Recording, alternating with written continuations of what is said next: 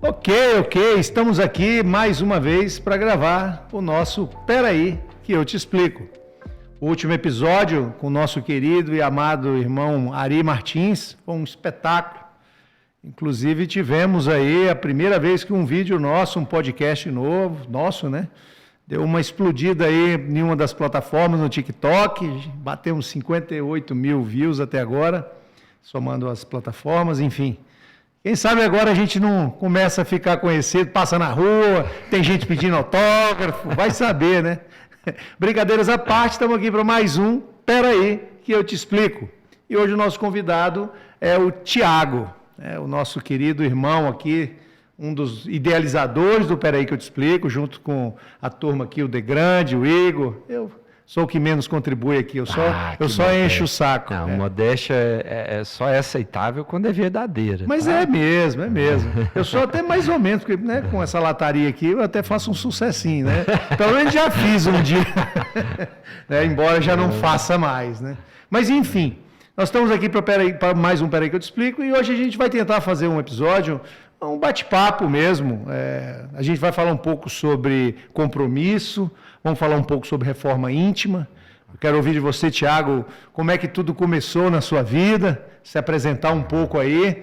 Como é que você veio parar aqui, né? Explica pra gente aí. Vou tentar resumir. Bom, eu venho de berço espírita, né? Eu nasci em uma casa em que se rezava o culto semanalmente, se fazia o culto semanalmente, em que minha mãe sempre fez questão de cultivar os ensinamentos, a palavra espírita, dentro de casa e fora também. Ela nos serviu de exemplo anos e anos, fazendo assistência no centro, sendo presidente, sendo palestrante, cuidando da sopa, nas quartas-feiras à tarde. Isso é uma memória muito viva. Eu lembro que ela levava eu e meus irmãos, desde muito novos, para distribuir pães, nos locais mais pobres da belíssima cidade de Tuiutaba, que é a minha cidade natal, né? Então, mas na minha juventude eu me perdi. Eu meio que me perdi, meio que abandonei. Depois que saí de casa, passei a não ter a mesma diligência nos compromissos, né, religiosos. Eu sempre tive muito enraizadas na minha consciência as palavras que ela me ensinou, os ensinamentos. Isso nunca se perderam, mas ficaram adormecidos durante um bom tempo. Tive até os meus flertes com outras religiões, frequentei a Igreja Católica. Outras? Você sabe que aqui a gente falou no último Peraí que eu te explico que espiritismo não é religião. Deu mó bafafá. Inclusive, só fazendo uma parte no que você ia dizer, teve uma pessoa muito carinhosa, inclusive, que comentou no Peraí que eu te explico e falou assim: olha, você está falando muito bem, mas até a ONU já reconheceu o espiritismo como religião, e o Divaldo tem professado muito, né, defendido isso, e nós dois que estivemos lá, né, que temos um carinho especial pelo Divaldo.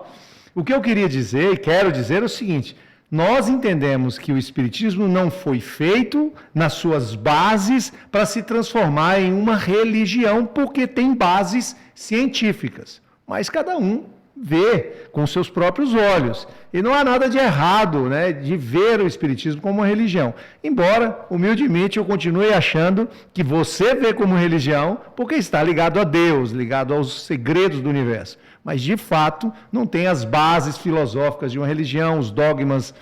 O único dogma é a reencarnação, enfim, então tem algumas diferenças. Mas você estava falando que flertou com outras, vou botar aspas, religiões, né, partindo do pressuposto que você não tinha nenhuma antes. Sim, e não foi uma experiência ruim, nem negativa. Inclusive, foi um momento da minha vida em que foi muito necessário e me ajudou muito a me recolocar nos trilhos. Eu tinha acabado de me tornar pai, estava passando por um momento turbulento profissionalmente, e me fez muito bem. E até hoje eu me sinto muito bem, por exemplo, no Altíssimo do Santuário Nossa Senhora da Badia, aqui em Uberlândia. Me sinto muito bem no ambiente da igreja, egrégora. Isso é uma coisa legal, né?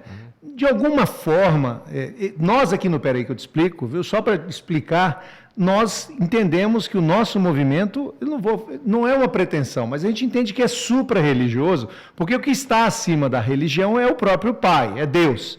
Então, o nosso objeto de estudo são as leis universais. É o Deus aplicado em todas as regras que compõem o universo. Não sei se você sabe disso, mas a palavra religião vem de uma palavra em latim que é religare, ou seja, de se religar. Então, obviamente que se você se religa com o Pai, você está envolto na religião. Mas, de qualquer forma, pegando esse gancho, nós entendemos aqui, viu, Tiago, que a religião é o caminho.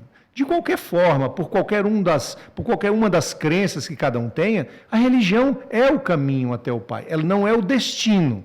E aí é que se encontra uma das grandes preocupações que nós aqui no Peraí temos.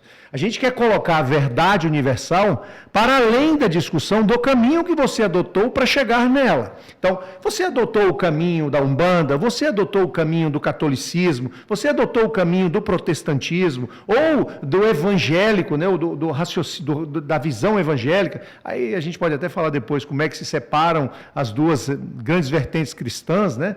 Mas, de qualquer forma, é como se conectar com o mais alto. Algumas, as orientais, têm premissas muito distantes das comezinhas que nós temos aqui no Brasil. Então, se for em direção ao taoísmo, se você for em direção ao hinduísmo, ao budismo, essas religiões, elas têm mais uma pegada de olhar para dentro, de evoluir individualmente, e não de olhar para cima, de ter o Deus Pai sob todas as perspectivas, né? Mas eu sempre tive essa premissa, viu? Aqui, no Peraí que eu te explico, a gente chega em lugares, e já fomos em vários, graças a Deus tive a oportunidade. Sou filho de freira, né? Não sei se você já ouviu falar de um filho de freira, eu sou filho de freira. Minha mãe foi freira durante quase 15 anos, entrou para o convento com 12 anos para poder estudar, vem de uma família muito humilde do interior do Rio Grande do Sul, e minha mãe foi freira, né? Meu pai desviou uma noiva do Cristo. Então, enfim, eu estou aqui como uma prova viva do pecado, por assim dizer. Não julguemos as dívidas do seu pai, né? Meu pai é maravilhoso, minha mãe é maravilhosa, eu só tenho bons exemplos. Como você estava falando aí da sua mãe, que eu adoro a sua mãe, né? A Fatinha. O Robão, eu fui almoçar com ele esses dias, ele falou demais. Eu acho que ele deveria falar um pouco menos nos almoços de família. Ele até comentou comigo depois, falou, meu filho, esse assunto de vocês aí... eu não tenho muito como contribuir. Falei, tudo bem, pai. O amor que emana dele já faz a parte de nos preencher. Não precisa usar a boca. E o exemplo moral também dele é muito eu também forte, tenho isso, graças a Deus. Bom, continuando, um determinado dia... Será que essa de filho de freira vai fazer... bombar o vídeo? Filho de freira é duro, hein? Parece que gostam de polêmica, né? O que viraliza é meio polêmico. A gente conversou antes de não fazer tão polêmico esse Peraí, esse podcast. De freira realmente é polêmico. Mas vamos lá, continue aí. E um determinado dia, eu comentando com minha mãe das minhas experiências no catolicismo, ela virou e falou, tudo bem, mas no que você acredita? O que é que você acha ser a verdade? E aí aquilo me balançou, né? Me balançou, voltei... com os meus próprios passos, me reencontrei com o centro, frequentei muito Joana d'Arc, fiz estudos no Joana d'Arc, fui um colaborador muito tempo da distribuição das pizzas, enfim, me coloquei de novo no caminho do espiritismo, né?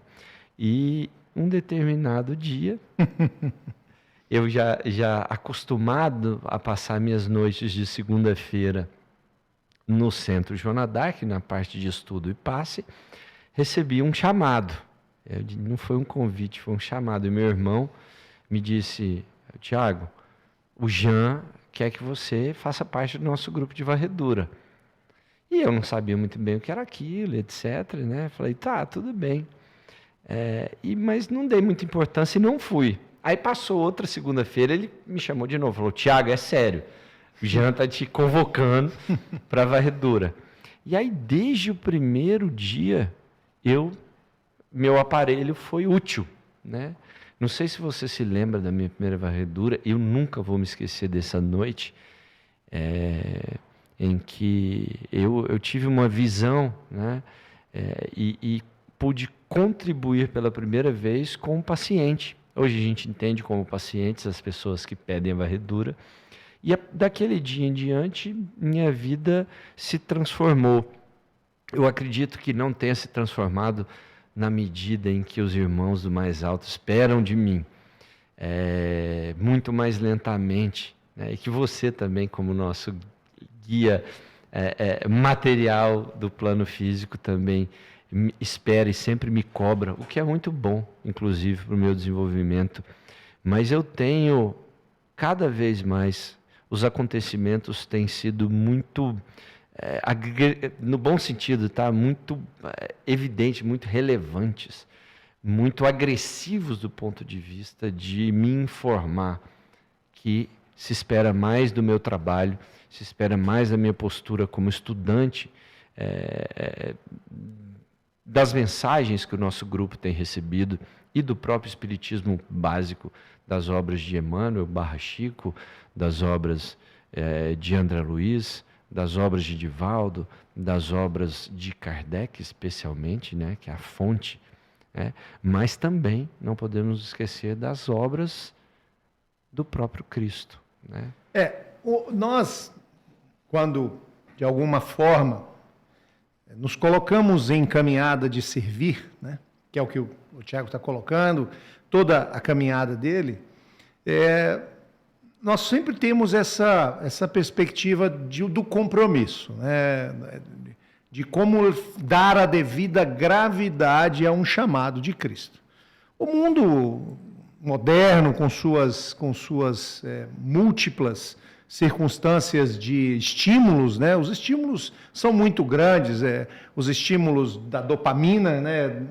Dentro da perspectiva daquilo que você se diverte fazendo, ou sente prazer fazendo, da dopamina quando você vai fazer esportes e tantas outras circunstâncias, né? Um bom carro, né? Uma viagem, uma praia, isso tudo acaba nos colocando numa perspectiva de nos iludir, na minha visão.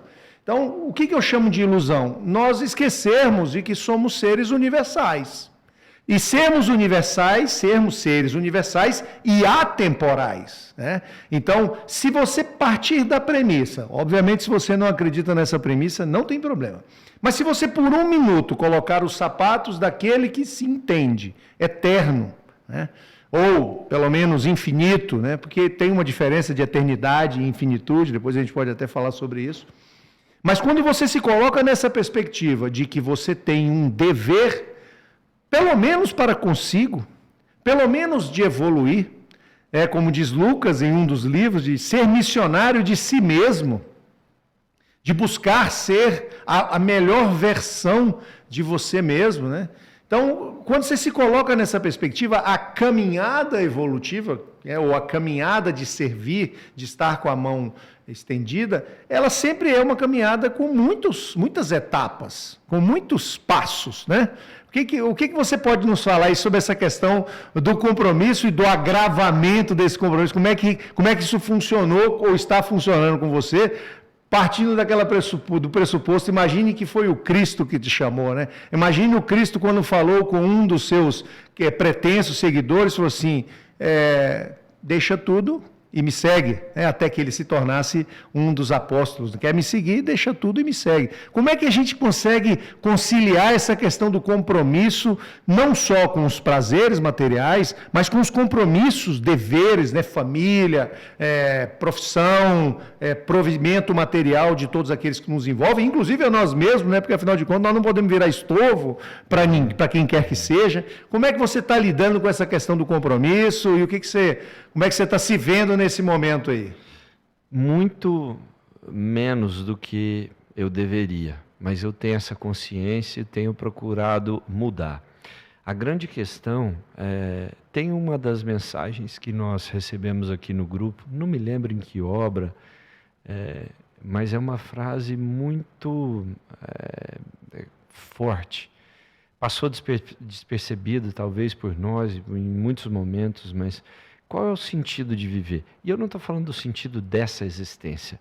Estou falando do sentido do espírito. Por que um espírito nasceu, por exemplo? Né? E você fala como nasceu, nenhuma existência ou como foi criado? Como foi criado, sim, né? Sim. Com a perspectiva de múltiplas existências, né? Da sua caminhada no plano invisível e no plano material, né? E a resposta foi muito arrebatadora. O sentido da existência de nós é servir. Ponto. Marcos. Foi Marcos. Você tem tudo de cabeça, né?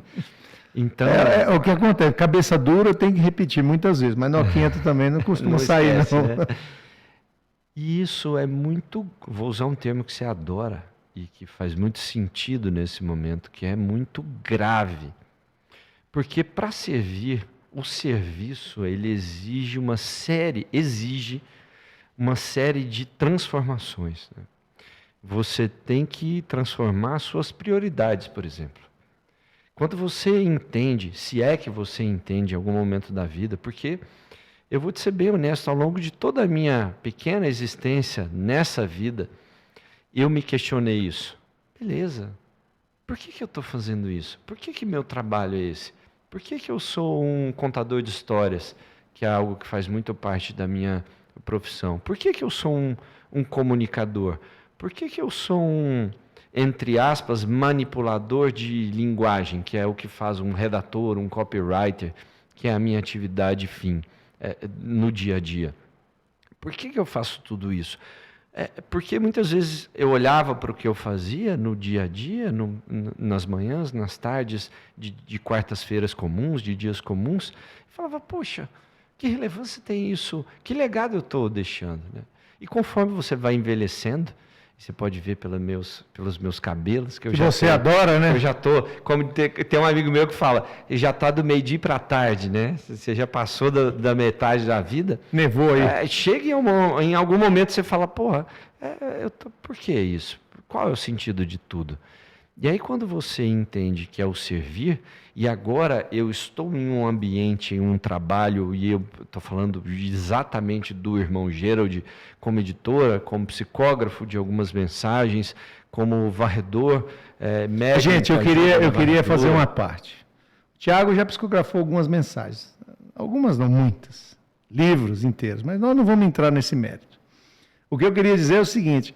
Às vezes ele me traz aquelas mensagens mais profundas, cara, uma coisa que ele sabe que ele não faria uma mensagem daquela. Está muito além dele, ele é bolostrolho.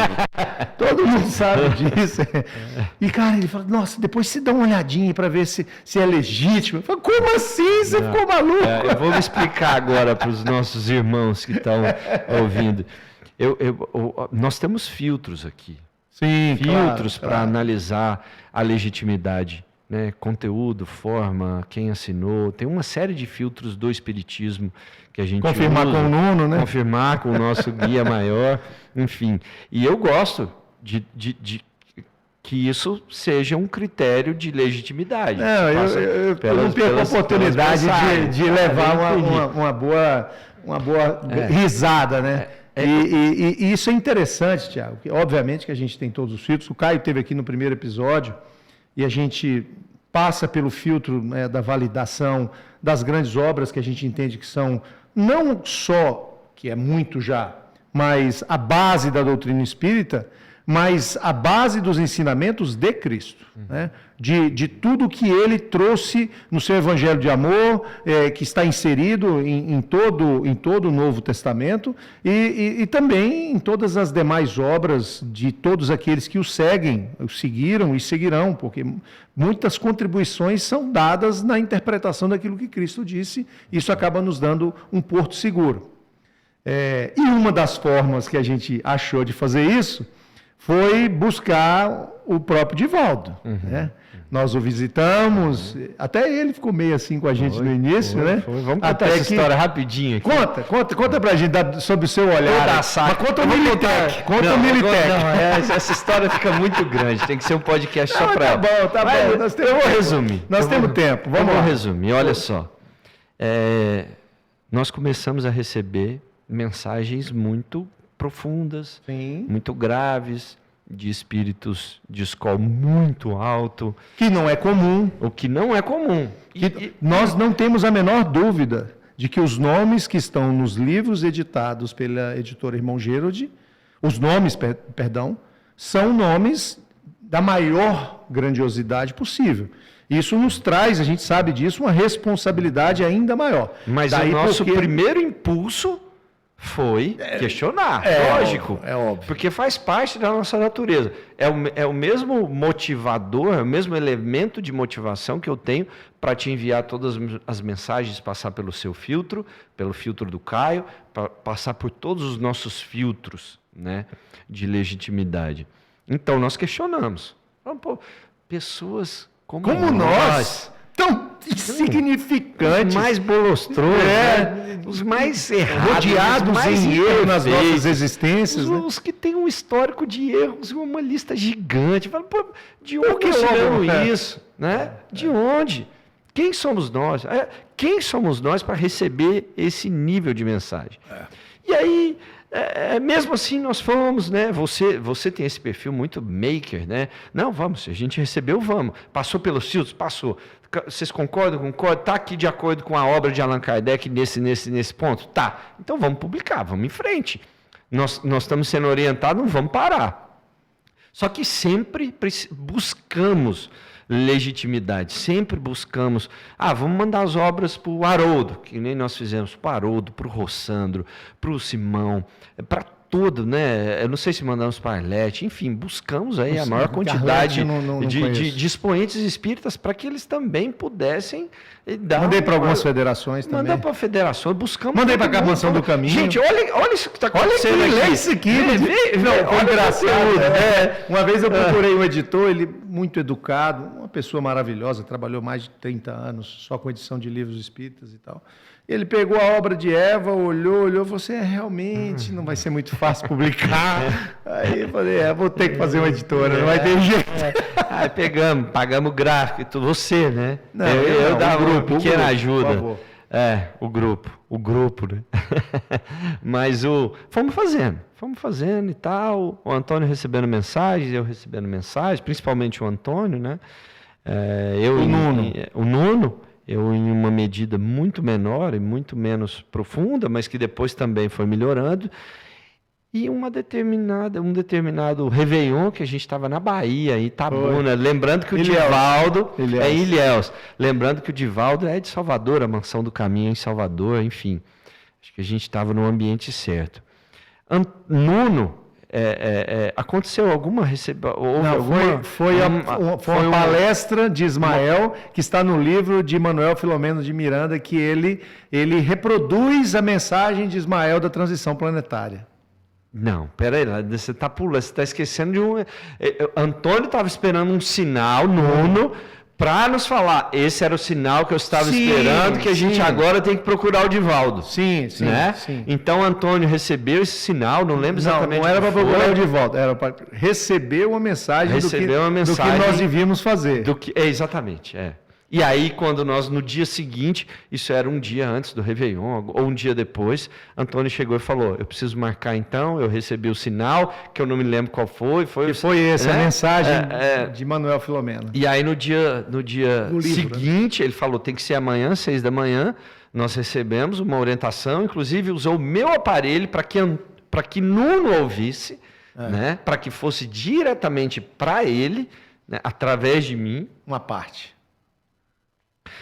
E falaram, olha, vocês precisam falar com o Divaldo. Não, gente, eu vou falar uma coisa para vocês. Espera aí que eu te explico.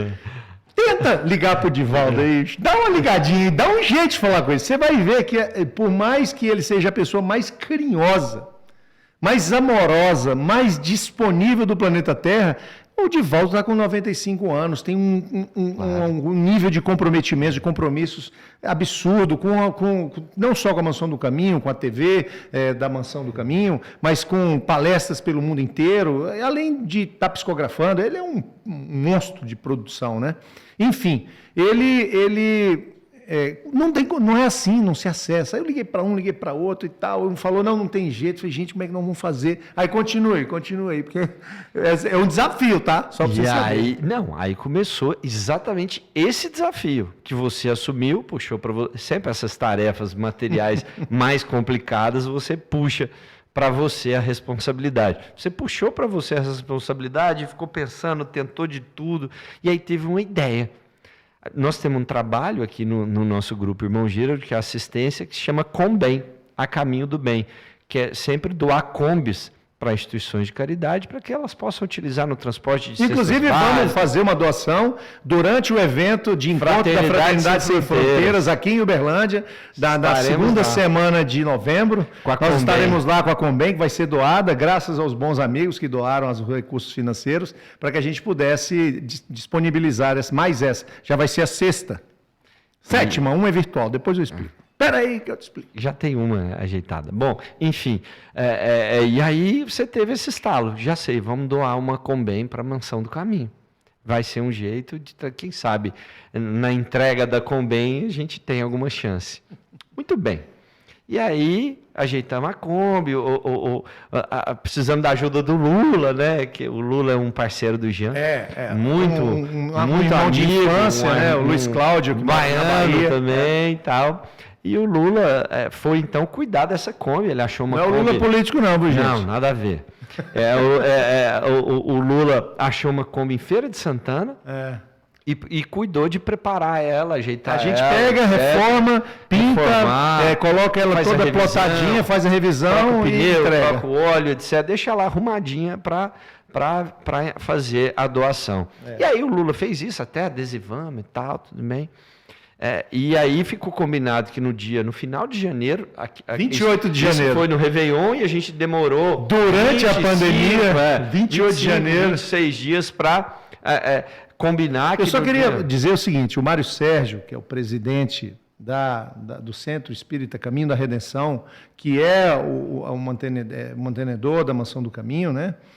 Ele nos recebeu com tanto carinho, todo mundo lá, né? Todo mundo, né? Não, conta. Eu só queria falar que nós vamos receber. Mas conta. Que eu acho que esse peraí que eu te explico vai ser o peraí que eu te explico da visita. Já vamos nessa. Bom, mete brasa. Aí chegamos lá, dormimos um dia antes em Ilhéus, né? Fomos de avião. Eu e o Nuno, você já estava lá, você ainda estava lá em janeiro. Eu tenho essa terrível mania de ficar de férias. Ficar em Ilhéus, para sempre. E não volta nunca. Adoro. E aí, eu e o Nuno voltamos, você estava lá desde o Réveillon, eu e o Nuno voltamos, a gente foi por BH. Eu vou até fazer um comentário aqui. Eu e o Nuno, eu sou Schmidt, né? E Schmidts comem muito, eles têm um apetite muito voraz. E o Nuno, que é um dos traços físicos dessa encarnação, não mais, né? Ele não está comendo mais muito, não. Você vê que a reforma íntima dele foi mais efetiva do que a minha. Eu ainda como muito. E a gente comeu, sei lá, a gente bateu recorde no Pizza Hut do aeroporto em BH, enfim, só uma historinha. Chegamos em Ilhéus. A gente dormiu em Ilhéus, né? Acordamos atrasado, aquela correria. Nossa. O voo era 4 horas da manhã. Não levamos nem um livro para entregar pro Divaldo. Esquecemos tudo, acordamos atrasado, corremos para o aeroporto, deu tempo. Chegamos 6 da manhã em Salvador, de Ilhéus para Salvador. Foi o voo, uma hora e pouco. Chegamos... Deixa eu fazer outra parte. Eu, como um bom baiano, a reunião com o Divaldo era 4 horas da tarde. 5. Acho que era 4. 4 ou 5, whatever, não vem ao caso. Como a reunião era 4, 5 horas da tarde, o avião era 6 horas da manhã, eu falei, não preocupa, nós vamos fazer o seguinte, nós vamos chegar, pegamos a Combem, pegamos a paralela do aeroporto direto para o Farol da Barra. Não esquenta, na praia vamos lá para o Farol da Barra, de lá a gente vai lá no Porto da Barra, nós vamos já almoçar por ali, dar uma volta, que Salvador está linda, eu aconselho a todos vocês, se tiverem oportunidade, a Salvador está maravilhosa. E voltarmos às 4 horas da tarde. Essa era a programação. Beleza, aí vamos lá, continua. Aí a gente ia passar o dia inteiro na praia, né? A gente, 6 da manhã, chegamos no aeroporto. Lula estava lá esperando a gente com a Kombi no estacionamento do aeroporto. E ele ia levar a gente para a praia. A gente ia passar o dia na praia e 4 horas a gente ia para a mansão, que a reunião era às 5, com o Divaldo. Muito bem. E aí, no meio do caminho, chegamos, Lula, tal, ele falou, Jean, a Kombi ficou muito boa daquele jeito, tá tinina, a Kombi tá ótima e tal, fiz tudo, mudei tudo, troquei tudo, tá tudo zerinho e tal. E aí, no meio do caminho, começamos a sair. Primeiro que na hora que eu peguei a Kombi, ela não estava com folga, ela estava com feriado, né? Férias. 3 voltas para dar um... Falei, uai, Lula, mas você não tinha consertado a Kombi, né? Mas isso aí eu não olhei. Falei, não é possível. Não, ele falou, não, eu tinha olhado isso aqui, eu tinha arrumado isso, tá muito bem. E aí, acabando de sair do aeroporto, ainda na saída, começou a falhar. A Kombi falhando. Acendeu a luz do óleo. Acendeu a luz do óleo. E falou... Aí você já começou a espalhar para... Pô, Lula, você não cuidou, não tá tudo certo, estava onde? Como é que nós vamos entregar essa Kombi falhando a luz de óleo acesa para Divaldo? Não podemos, temos que dar um jeito. Você vai deixar a gente na praia e vai levar essa Kombi para arrumar, que temos que entregar ela arrumada. Não, vou botar um Militec, Aí ele começa, ele começa, não, isso aí, essa luz aí, só a gente colocar o Militec. Militec é um produto, que é um aditivo. É um produto aí qualquer. Aí é Militec, ele começou com esse Militec. Não, que Militec é esse e tal? E eu e o Antônio lá atrás, do banco de trás, e vocês dois brigando lá na frente. Essa cor tá horrível e tal. Você falava outras coisas e ele rebatendo. Eu tenho Militec. A única resposta dele era o tal do Militec. Aí paramos num posto de gasolina para poder abreviar. Aí Militec. Tem Militec? Tem, patrão. Tem. Não, tem, meu rei, né? Tem, meu rei. Tem Militec. Pusemos o Militec, saímos, andamos... Não, na hora que ligou, que eu botei a primeira, antes de eu encaixar a segunda, foi assim, meu amigo, subiu uma nuvem de fumaça branca. Não foi, você está esquecendo. Nossa. A gente saiu, deu um estouro no posto, só que a gente saiu. E a gente pegou a rua principal lá, depois do posto era numa parada. A hora que pegou a principal, você não lembra que nós paramos o trânsito em Salvador? Nossa senhora, naquele trânsito, 7 horas da manhã. Gente, vocês imaginam a cena dessa? Você sai daqui, vai lá em Salvador para fazer uma doação para uma das maiores instituições de trabalho fraterno, amoroso do planeta. Você chega lá com uma Kombi velha que você fez de tudo, ela explode o motor e você está 7 horas da manhã envolto numa nuvem de fumaça branca no meio da cidade. Como é que eu vou fazer, né? Como é que eu vou fazer? Na hora do rush matinal em Salvador. Nossa, um dia de semana. Todo mundo buzinando, descemos todo mundo para empurrar a Kombi, para encostar ela, para chamar um guincho. E aí, fomos essa saga toda, empurramos ela, chamou o guincho. E a gente falando, viu, esse Militec, né? De onde você tirou esse Militec? Eu sei que é o seguinte, para abreviar, eu falei assim, quer saber de uma coisa? Vamos direto para nós viemos aqui para doar essa Kombi, nós vamos doar essa Kombi. Depois nós mexemos com consertar ela. Jogamos ela em cima de um guincho e fomos, eu e você dentro do guincho. Isso é importante dizer, ó.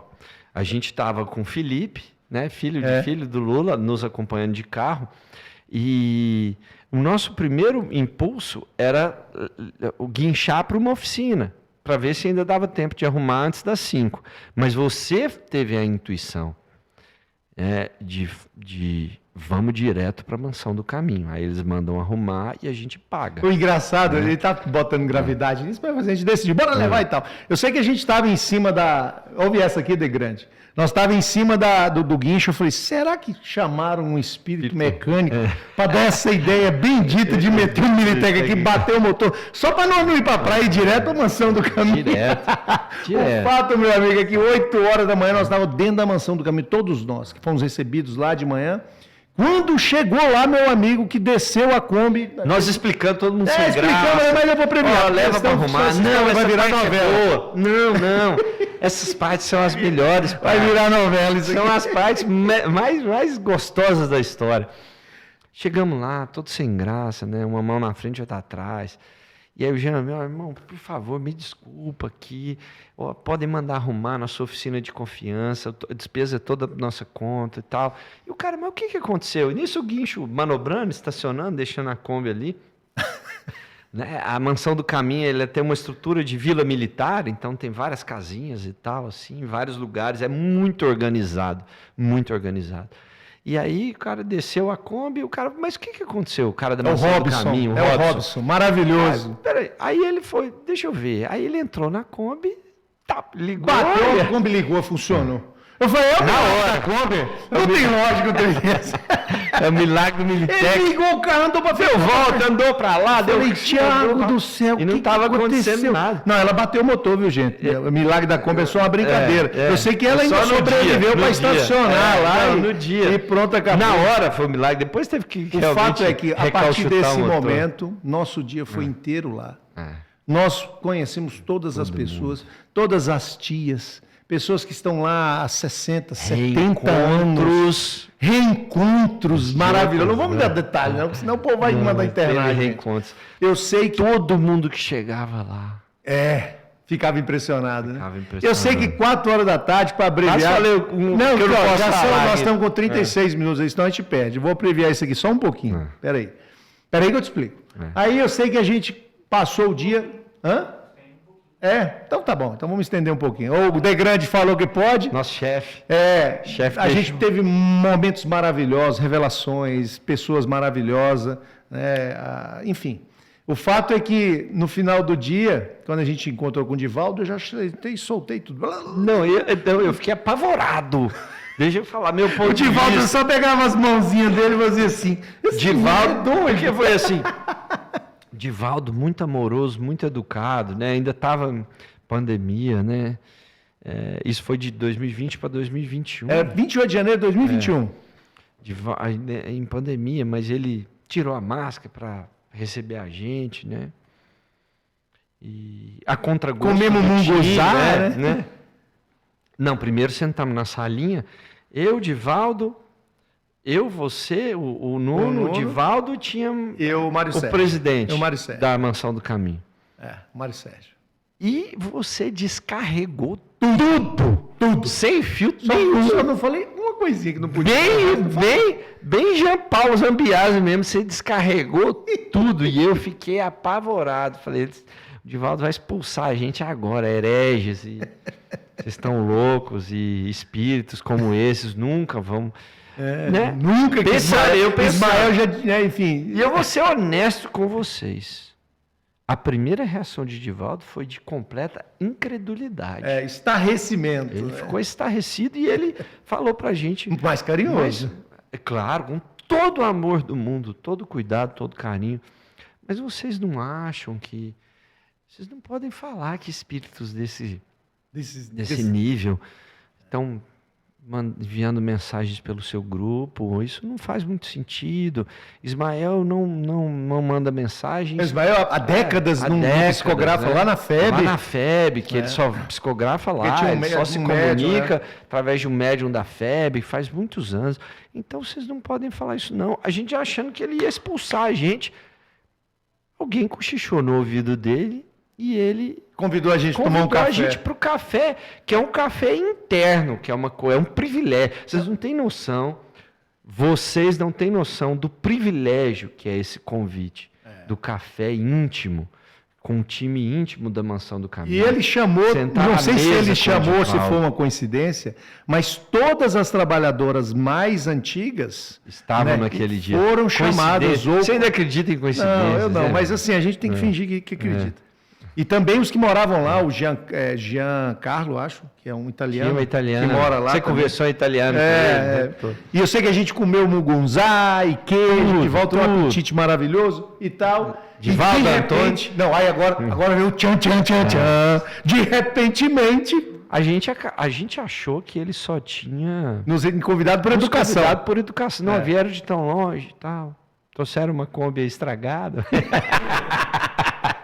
Vou ajudar esses meninos, tal.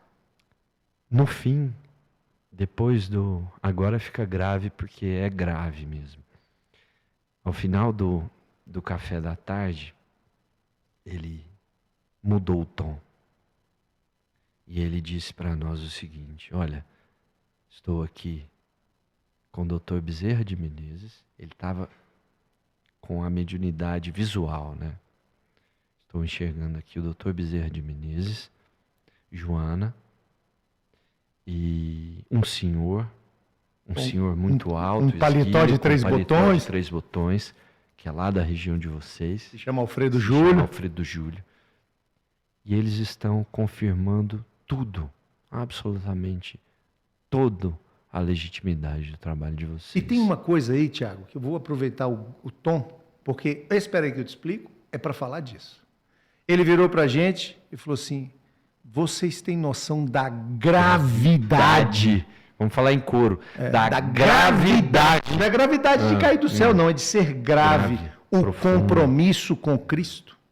Vocês têm consciência de quão grave é isso? Ele contou uma passagem maravilhosa dele, que nós não vamos, obviamente, detalhar aqui. E fez um convite para que nós, enfim, ajudássemos e tal. Nós ficamos todo mundo meio assim, meio essa passagem, impactado. Depois que ele falou da gravidade, deu o exemplo dele, né? Ele falou do compromisso. Então, eu não vou entrar em detalhes, mas eu vou falar. Ele contou a história dos momentos da vida dele em que foi muito difícil.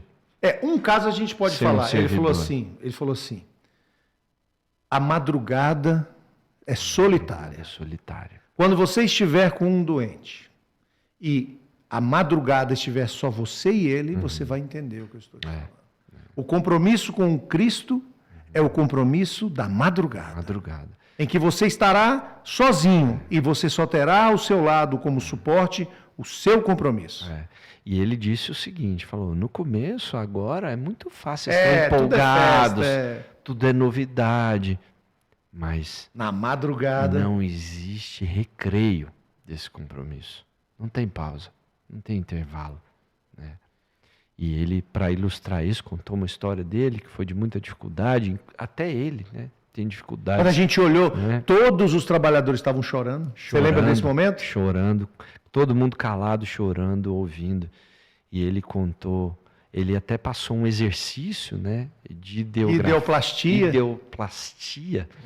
na presença física de Cristo, que depois foi corroborado pelo próprio Alfredo Júlio. Não para o Alfredo Júlio, para o Zig. Enfim, o trabalho deles é complementar. Nós temos um livro, tá? Só para dar um spoiler, que está em fase de revisão e deve ir para impressão dentro de um mês, mais ou menos, que se chama Educando Pensamentos e Ensinando a Vigiar, de dois espíritos, Zig e Alfredo Júlio. Não é autotutela, mas... Autotutela espiritual, educando pensamentos e ensinando a vigiar. O título é Autotutela Espiritual. Então ele contou da dificuldade, dos momentos de fraqueza que ele teve e buscou o compromisso como única âncora para se manter servindo, se manter forte, firme, inclusive nas madrugadas, né? E a gente saiu dali parecendo menino, depois desse momento de muita emoção, de muita gravidade. Sem acreditar, né? Mas falando, nossa senhora. Mas como é que pode? Até hoje, aquele dia. Até que tem uma passagem engraçada, né? Porque nós chegamos na hora do almoço, a gente almoçou e tal, e eles falaram assim, vocês não querem descansar? E tem as casinhas onde ficavam os órfãos, né? Na época que lá era uma casa de assistência para crianças órfãs. Estava vazia por causa uma das casas pandemia. É para convidado. Não, uma das casas é para convidado, né? As casas hoje acho mas que não estava a pleno vapor. Algumas pessoas moram lá, algumas tias e tal, mas enfim, a gente ficou numa casa. E aí fomos tomar banho, e daqui a pouco você está enxugando com a toalha, e quando puxei a toalha, estava escrito assim, Divaldo Franco. Aí a gente falou, caramba, nós estamos aqui, e tipo assim, né, parecia que a gente estava em casa, cara. E pra gente, assim, que começou esse trabalho com toda a dedicação, né, Tiago? Toda a seriedade, todo o amor, todo o compromisso. Aquele dia é memorável. Aquele dia é um dia diferente na nossa vida. Pelo menos na minha. A partir daquele momento, muitas novas obras foram materializadas. O Ismael nos falou assim, olha, essa chancela, agora basta vocês continuarem nessa linha. Obviamente que a gente pede toda a reserva do mundo, desculpas ao Divaldo, ele nunca pediu segredo para a gente falar do nosso encontro, né? Mas nós estamos exemplificando como são os grandes compromissos com Cristo.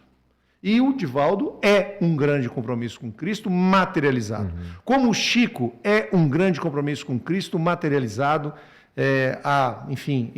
cuja a última existência, por enquanto, está disponível aí pelo que ele fez, ainda tem o que ele está fazendo, mas isso virá com o tempo, obviamente. Tem vários grupos aí, como o nosso. Uma das coisas que o Divaldo nos falou foi isso. Falou, existem muitos grupos no planeta fazendo um trabalho parecido com o de vocês. Não igual, mas parecido. Né? Enfim, espera aí que eu te explico, é para falar de compromisso, de gravidade, de seriedade, e para mostrar que isso pode ser feito com leveza. Né? Você ter a gravidade não significa dizer que você tem que ser soturno, que você tem que ser descompromissado com a alegria. Né? Você tem que ter compromisso com a alegria. A alegria é a felicidade e de servir, se alimentar desse sentimento, eu acho muito importante. O próprio Divaldo, né? É uma fonte de alegria muito grande. Vocês sorri, não sabem o tanto ele que conta ele é amoroso. Ele conta história. Teve um dia que eu encontrei com ele no aeroporto, sabe? Por acaso. Isso é uma outra história, depois a gente conta. Né? E rapaz, eu abraçava ele, beijava ele. Aí o rapaz estava conduzindo a cadeira de roda dele, virou e falou assim... Virou assim para minha mulher e falou assim, quem que é ele para ser amigo do Divaldo? Mas, enfim. Tiago, para a gente poder encerrar, nós estamos com 46 minutos. Eu queria que você deixasse sua mensagem final e, enfim, nos presenteasse aí com seus ensinamentos. Eu quero falar de reforma íntima. Minha maior dificuldade, de fato, até pelo meu temperamento, que é o mesmo seu, né, Degrande? A gente é sanguíneo. E o sanguíneo tem uma dificuldade muito grande com rotina. Tudo o distrai, tudo o tira da vibração, tudo o desvia da disciplina. Qualquer estímulo do mundo é capaz de tirar do prumo dos trilhos alguém que tem um temperamento parecido com o meu. Então, minha grande dificuldade é essa. Eu queria falar sobre disciplina e de ser a minha grande dificuldade, porque nós já sabemos da orientação de Emmanuel para Chico, disciplina, disciplina, disciplina.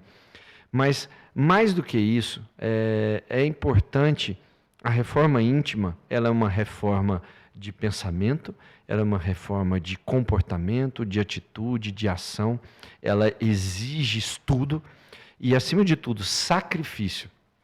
Não existe mudança dentro da zona de conforto. Você tem que, de alguma maneira, transformar gatilhos-chave na sua vida para que ela realmente se materialize. Eu tenho um exercício que me foi ensinado, obviamente, e que hoje eu sigo. É o devassar das minhas dificuldades, dos meus defeitos, das minhas fragilidades e dos meus erros. É escancarar, abrir a caixa de Pandora e se olhar e falar assim, você está errado nisso, nisso, e começar a identificar isso cada vez mais. Expor os próprios defeitos, expor a si mesmo. Obviamente, você não vai ficar se expondo para poder ser criticado, julgado, e isso acabar entrando no seu universo como algo que deletério ou que lhe jogue para baixo. Mas você começar o processo de faxina interna. Isso aqui está errado, está sujo, eu vou limpar isso aqui, não quero saber mais disso. Isso aqui também não quero. Então, assim, o processo de... Você tem que empurrar o sofá, né? Tira a poeira. Você lembra disso aqui? Não, eu não gosto de lembrar. Não faz isso, não. Olha, o Degrande está aqui falando o seguinte, como que você identifica a sujeira? Simples. Cristo faria isso? Uma perguntinha simples demais, né? O que Cristo diria se me visse fazendo isso? Será que isso aí tá bom? Imagina do seu lado sua mãe e do outro lado Cristo. Aí você vê o que você está pensando e fala assim, eu posso falar em voz alta para esses dois aqui? Aí você tem uma boa medida. Não sei se faz sentido para você, mas para mim faz. O primeiro passo, Degrande, complementando isso que o Jean falou, essa orientação, é refletir. Você tem que ter a reflexão sobre si mesmo, sobre o seu dia, como ensina Santo Agostinho, revisar os atos do dia. Um hábito. Porque, cara, se você viver no automático, eu vou dormir, rezo, né, e não reflete, você não vai conseguir identificar. O Jordan Peterson, que é aquele psicólogo e professor canadense, ele fala muito isso. Antes de dormir, reflita sobre aquilo que você sabe que você está fazendo errado. Tem coisas que você sabe Santo Agostinho que você não deveria estar fazendo. Ao final do dia, ele fala no Livro dos Espíritos assim, façam como eu fiz. Ao final de cada dia, devassem cada pensamento, cada atitude, cada reação que você teve, passe o filtro do Cristo e reposicione-se para amanhã. E tem coisas que você sabe. Você sempre sabe, você sempre sabe. Então, basta pôr de um lado a mãe e do outro lado o Cristo. E a mulher também, viu? Porque se tem uma coisa que sabe que quando a gente está errado, é mulher. No meu caso, né? Assim, a mensagem final é essa. Comece pelo autoconhecimento, pela identificação. Comece a desenvolver os gatilhos de bloqueio a esses vícios de pensamento e de comportamento que a gente tem todos os dias. O livro ajuda muito nisso. Autotutela espiritual, em breve. E trabalho estudo, que é a receita de bolo infalível, né? Trabalhar por Cristo e estudar Cristo. Trabalhar por Cristo é servir, independentemente da sua profissão, do seu tempo, da sua atividade, da sua idade, de qualquer outra coisa. Obrigado, meu irmão, pelo convite. Vamos lá, vamos continuar trabalhando. Como não poderia deixar de ser, não entendeu? Espera aí, que eu te explico.